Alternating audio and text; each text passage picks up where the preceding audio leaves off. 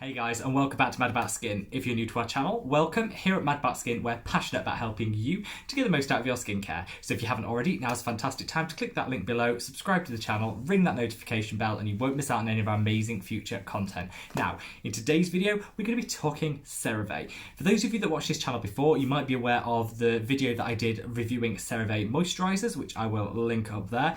I also did a very similar video where I took a deep dive into Cerave cleansers, so I'll link that up there. Check those videos out before you watch this if you want, because today what we're doing is wrapping up both of this, sort of finish off the series. We're just going to do an overview of Cerave, the best products, the worst products, the ones that you need in your skincare routine, and those that are just wah, wah, wah. You need to save your coin because they're not worth the price.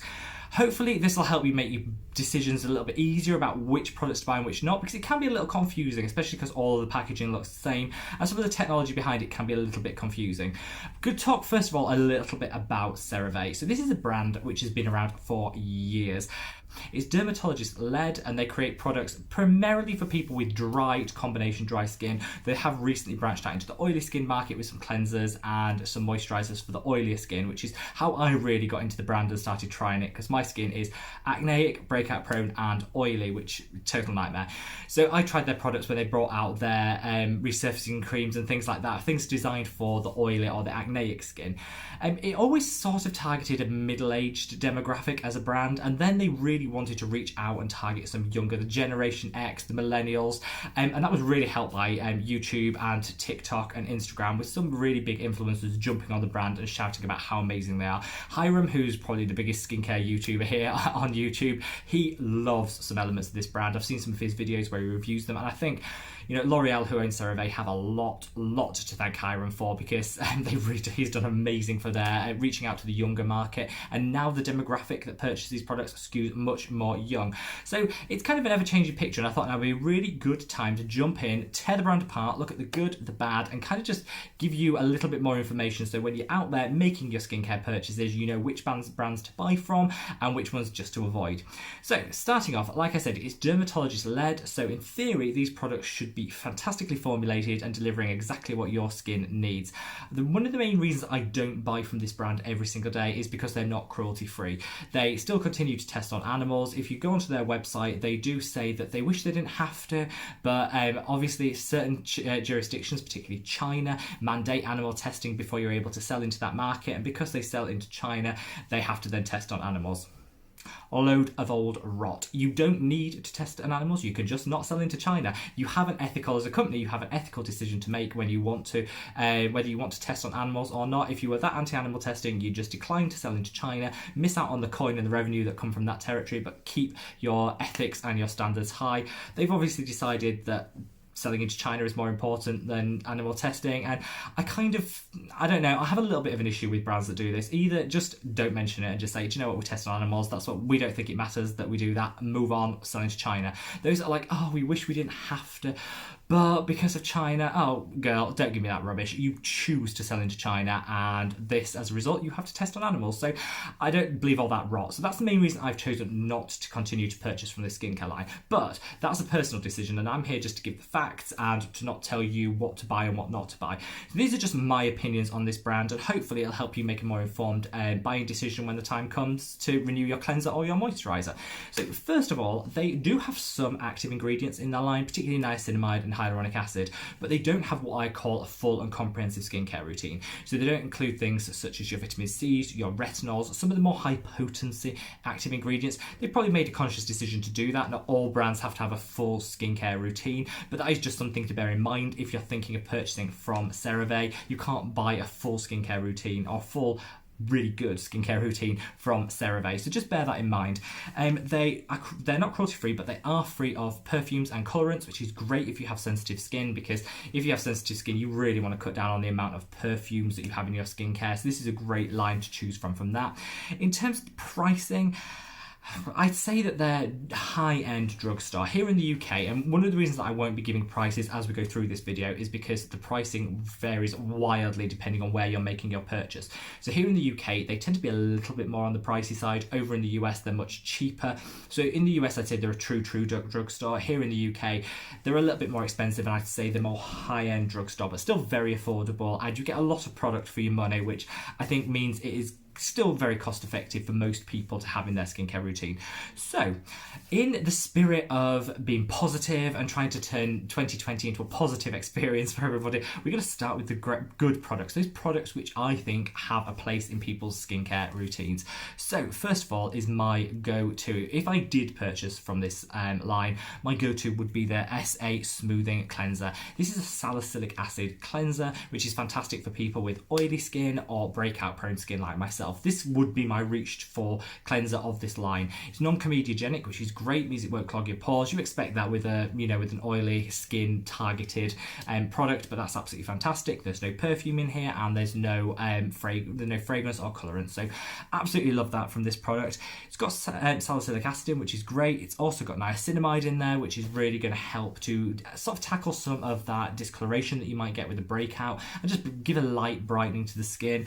It's also got hyaluronic acid in, so it's going to help to offset some of the dryness you can get from a salicylic acid, so I really like that. Overall, I've used this product and it does leave you slightly dry, not discomfort, but slightly dry, so I wouldn't recommend this for anybody other than the oily skinned amongst us. But if you're oily, this is fantastic, because you kind of, after that cleansing step, you want all those surface oils to be removed, so a little bit of dryness isn't a bad thing, and because it's got the salicylic acid in, it will go into the pores and do a bit of a deeper cleanse than you would get from any other cleanser.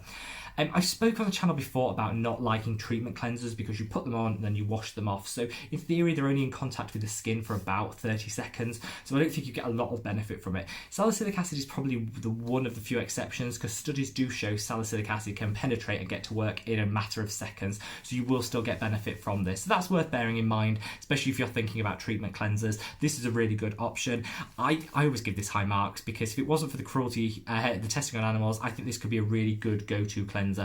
All their cleansers are second step in your double step skincare double cleanse if you go for a double cleanse.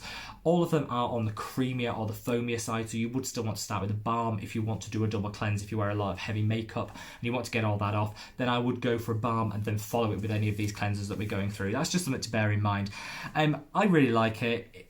It's got a great texture. It washes off like that, which is fantastic, because if it's your second step in your cleanse, you want it to just get rid of everything, disappear without a trace, so your next steps in your skincare routine can penetrate into the skin and get to work straight away, not have to fight through like an old layer of cleanser, which nobody needs in their life. And yeah, it says it'll give you results in 3 days. That's a bit rot. I tried this. You don't get results in 3 days. You do get results. I certainly was less oily after I used this for a longer period of time, which I liked. I think it did help with some of the acne scarring that I had, so that's great, but you're not going to get results in 3 days, so don't listen to that bit of clever marketing, but still look at the product, because it's a fantastic product. It's well formulated, it's not too stripping, and it will see results. If you use it cumulatively over a number of weeks, you will see results, so definitely worth a look at. Kind of going in with the cleansers, let's stay with cleansers, and we have the hydrating facial cleanser. I love this product. It's not right for me because my skin is too oily to handle something that's hydrating. I just don't need it. But for anybody else that has that slightly dry or maybe combination dry skin, this is your saviour.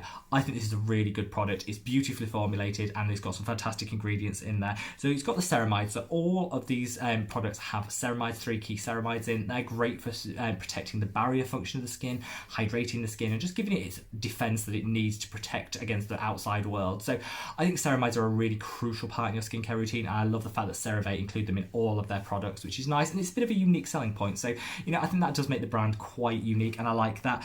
The hydrating facial cleanser is really good for me because it's got 3 key things. It's got those ceramides in to hydrate. It's got hyaluronic acid, which is a humectant, which is going to draw and retain moisture in the skin, which is absolutely fantastic. And it's got glycerin, which is something that it hydrates, but it also helps balance things out to the sort of the skin's normal state, which is really good. So it won't leave you dry at all. All cleansers have a little bit of a drying mechanism because they're taking off those oils, but it's replenishing it with the glycerin and with the hyaluronic acid, so it won't leave you dry. It disappears without a trace, which is really good because a lot of glycerin in products, if you include glycerin, it can leave a bit of a film and make it feel like you're wearing a little bit of a mask afterwards. Not with this. It washes off without trace and is a beautiful, beautiful cleanser.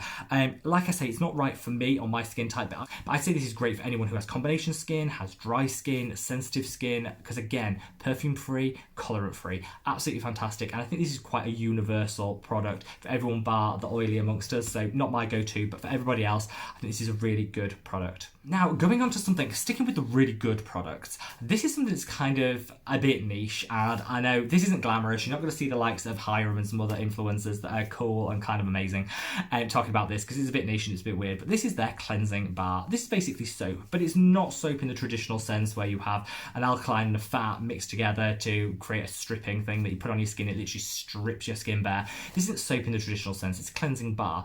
I love this, and I think a lot of people, I wish people would take a second look at cleansing bars. Forget soap, but we're talking cleansing bars. They're going to hydrate and they're not going to strip the skin. The reason I love this is if you're trying to cut down on the amount of packaging that you have in your skincare routine. I'm not talking necessarily zero waste, but I'm talking about wanting to cut down on the amount of packaging in your life and in your skincare. Bars are a really good way of doing it. So you get away with all of the plastic gone. This comes in cardboard, which is recyclable, so that's fantastic, better for the environment, and it's got so much less packaging. It's also really convenient if you're going away, you don't want products to leak all over your bag, and this is really good because it's a solid bar and you just add water to create that little bit of foaming and then you can put it on your skin. So I think this is a really good option if you travel a lot or if you're looking to cut down on your packaging, because it's just as hydrating as the hydrating facial cleanser, doesn't strip your skin, and is in a bar form. So it's kind of like the facial cleanser, the hydrating facial cleanser, but in a bar form. So it's kind of like the best of both worlds. I really love this.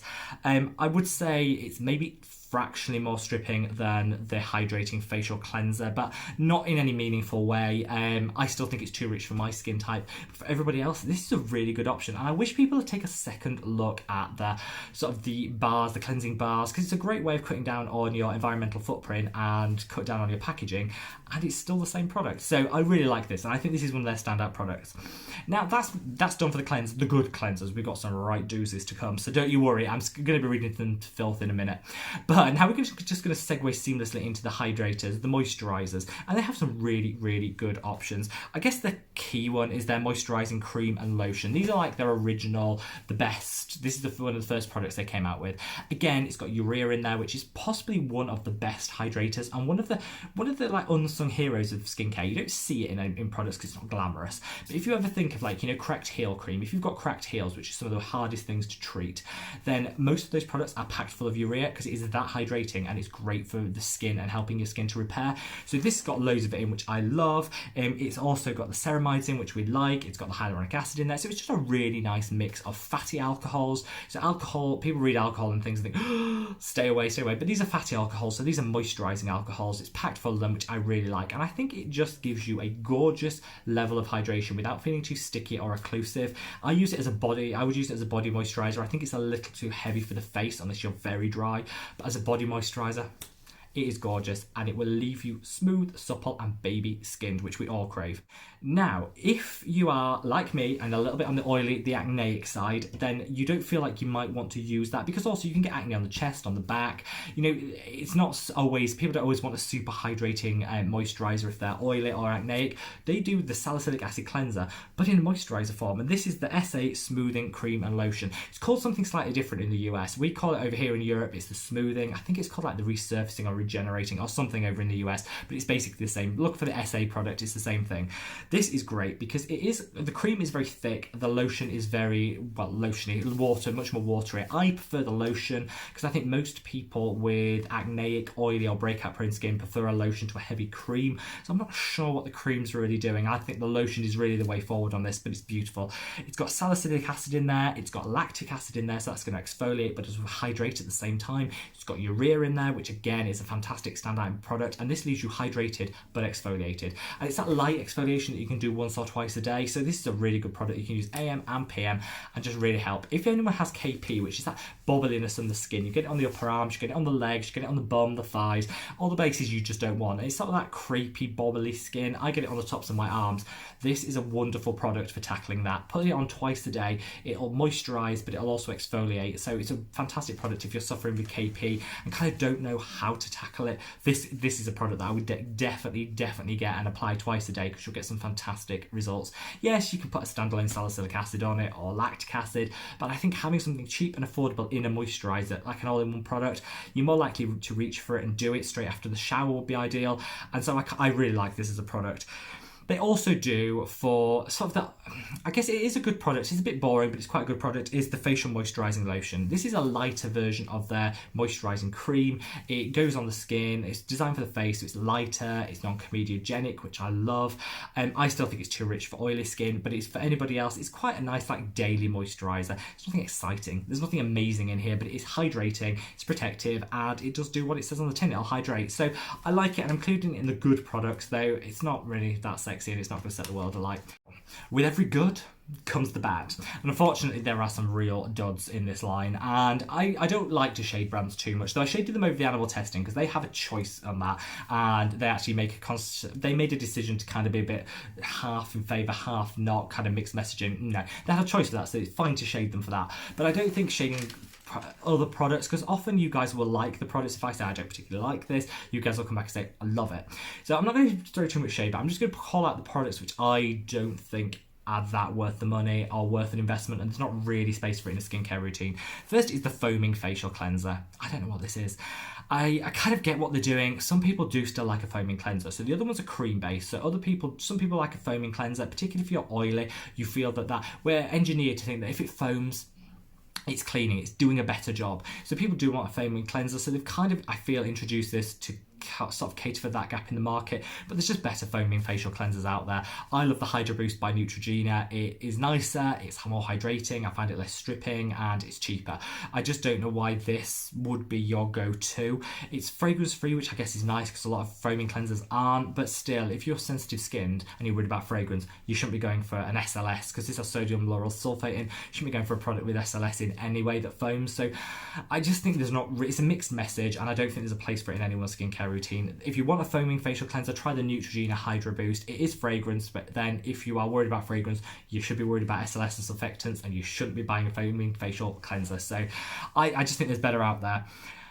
The dreaded cleansing wipes. I don't know what went through their head with this. So facial wipes are terrible. We don't promote them on this channel. You won't see them on this channel, and most people, I think, that subscribe to this channel don't use them anyway.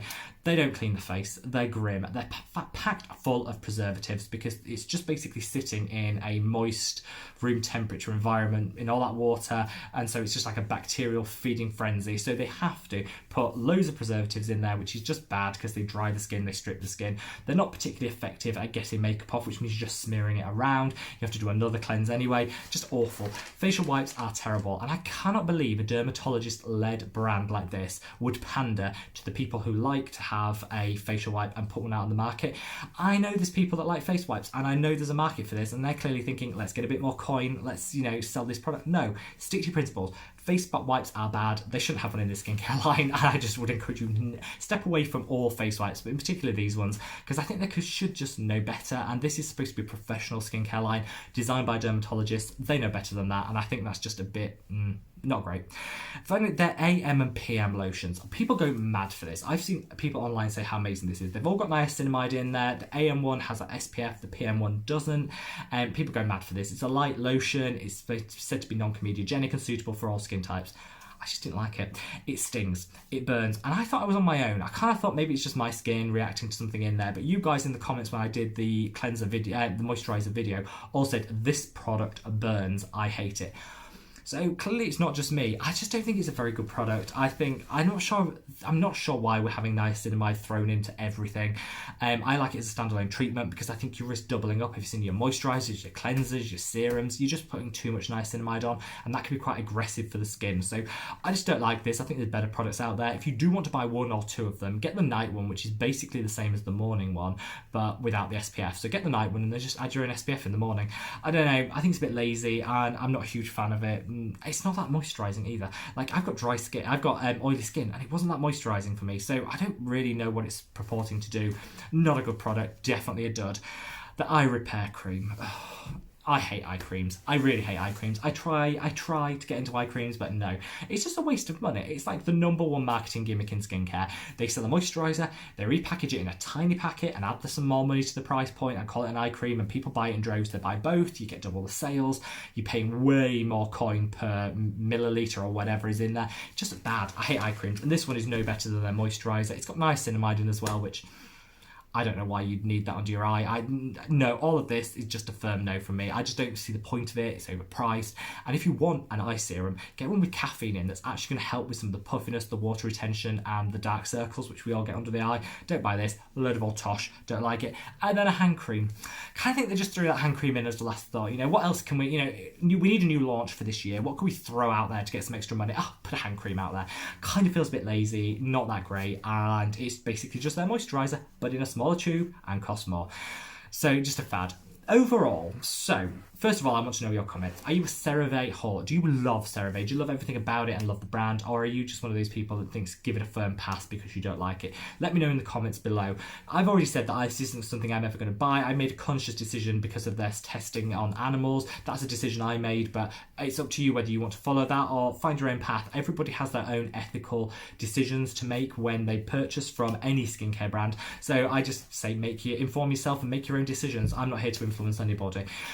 Overall, I would say the brand, I don't understand why skincare influencers are raving about this so much. Literally, like it's the coming of the messiah of this line. It's the best thing that's ever happened to skincare. It's not. It's decidedly average. I think their SA lotion, cream, and cleanser are really good, and they are offering something different. If you suffer with KP, they're a really good option. They are also quite nice that a company is sort of tailoring to sensitive skin that could also be breakout prone, because often if you're sensitive and oily, it's quite hard to find a product for you. So I think that's really good. I think their traditional moisturising cream is really good as an all over body moisturiser. It's cheap, it's effective, it does what it says on the tin. I like that. I just think they've now started to go into the realms of we need a new launch for this year. What can we throw out there? I hate the wipes. They know better than that. I think the eye cream's a rip-off. I think the hand cream is a total con.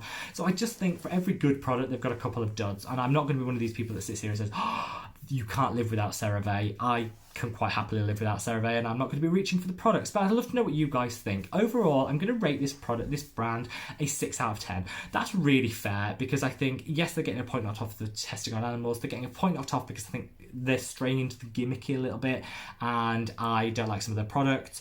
But overall, I think it's nice to have a fragrance-free line. I think it's nice to have a colorant-free line, and something that is suitable for, there's something here for all skin types, which I do appreciate, and I think is quite good. I hope that they bring out some more products. So Cetaphil have kind of gone into the retinol evening creams and things like that. I thought maybe they could develop things and create a little bit more like that, but they haven't yet. But let's watch this space. Leave a comment, guys. Let me know what you think. This is the end of this Cerave series. What do you think? A, did you enjoy the series? But B, what are you thinking of the products? Hopefully you'd love this video and you'd give it a thumbs up, because I love every single one of you that clicks that thumbs up button, because it does really help the channel. And wherever in the world you are, guys, I hope you're staying safe and well, and I'll see you in the next video. Take care. Bye.